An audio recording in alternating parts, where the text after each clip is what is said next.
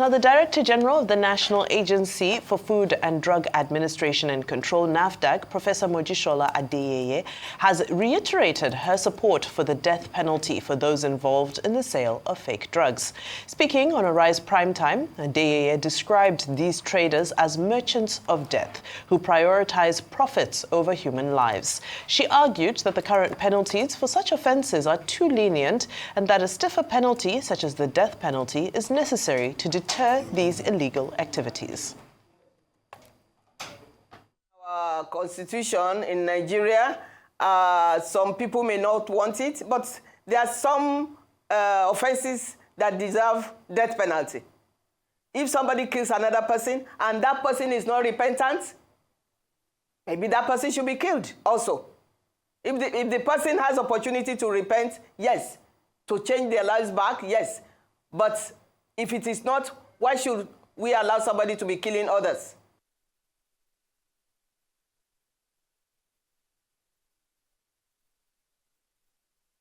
All right, well, for a conversation on the call for death penalty for fake drug dealers and what that will portend for Nigeria's human rights record, given the global calls for the abolition of the death penalty, we're now joined by Arise News analyst Dayo Sobowale. Mr. Sobowale, good afternoon and welcome to Newsday today. Good afternoon. It's a pleasure being here. All right, I saw you nodding in agreement as the professor was speaking on this issue. So I'd love to know your initial reactions to this I agree totally with the professor, and I will give my reasons. If you sell fake drugs to people, you have already killed them. Yes. Because there is no cure for their disease. You deserve nothing less than a death penalty. Sending them to imprisonment or long terms is just,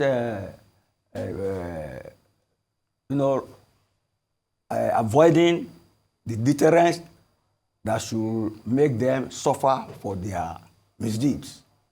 You see, and let me say this clearly now. The era of human rights is going away with the advent of Donald Trump. You see the case of drugs. You see, Donald Trump said that he's raising tariffs to deter nations where you have drug peddlers taking on governments, like Mexico, because of fentanyl. Get me? The former president of Mexico, because they make money from drug trafficking, said that that is America's problem, not their own. And that the drug barons kill themselves anyway, not people. You can see the fallacy in that argument. So I agree with this distinguished professor. She's been at this trade for a long time, and she knows what she's saying. And you don't need to be a medical doctor to know that people die from fake drugs. Yeah. These are deaths that should not have occurred. So let me just stop there for now. But let me say the era of human rights is waning away. I will expatiate later. Let me approach you with caution because anything can happen. So, Mr. Sobowale, when we look at some examples, like Singapore and Malaysia, where these death penalties are in place for drug offenses, but they still battle with counterfeit drugs, how do we know that, or what evidence in our context suggests that it would be more effective? It should be more effective. Nobody wants to die. See, there was an era in this country when we had armed robbery, being almost fashionable, until the military started shooting people at Victoria Island. It abated, it stopped, literally. And we have had some respite since then. So if they shoot people for peddling drugs, fake, you see, it's bad enough to peddle human beings, to peddle drugs, but to peddle fake drugs. You see, it is an enormous crime that should be deterred. And the most deterrent thing for any crime is death. So I go with it. Okay. Next. You know, there's so many lessons to be learned from the era of Dr. Dora Akunyili, especially when it comes to issues such as these. And sometimes, as much as we may want to reinvent the wheel, I think it's also important to go back and see what worked during that time. What are some of the strategies that you think we can you know, resuscitate that may have been abandoned from that era? She has suffered one. You get me? Yeah. Okay. The next thing is that we should monitor our pharmaceutical industry. We should monitor our pharmaceutical industry in the way drugs are made and drugs are brought in. And we should say, okay, I will go back to Trump again. He has withdrawn from World Health Organization. You get me? And not only he, Argentina too. And you know why? Because of the way COVID and the shutdown under COVID. Get me? In which doctors now took over the reins of government at the expense of people's rights of movement. But that is beside the way. In our own situation, what she's doing is to call on government to put in place a legislation for the death penalty. It's not just a call. She should follow it up. I know, see, it is in the interest of the pharmaceutical industry too to follow a lead and make sure that those who make fake drugs are brought to book. You get me now? So it's a combination of, how do we put it now?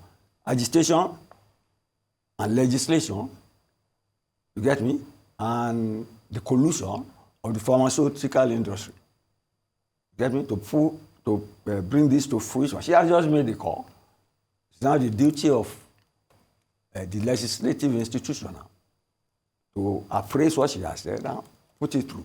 But I tell you, the era of thinking that you don't put people, you don't kill people when they commit crime, it is going away. It started during, how do I put it?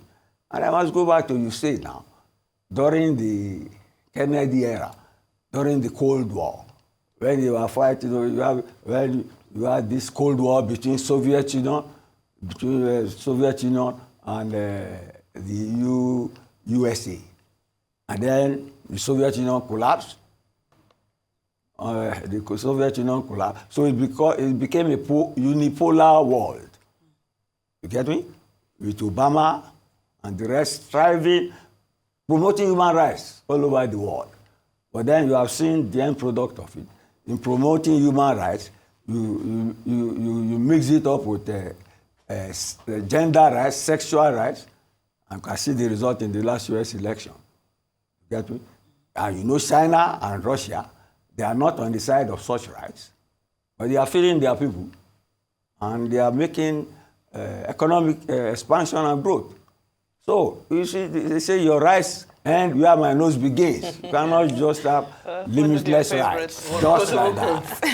Well, we have about 2 minutes. And one of the concerns is that some of the drug cartels operate across borders.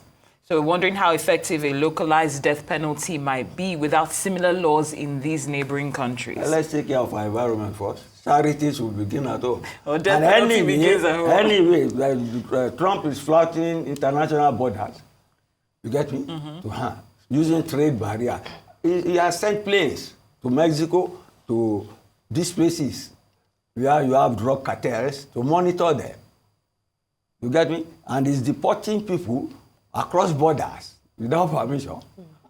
So the fight is on. And this woman is in touch, the professor is in touch with global trends and best practices. I wish I were.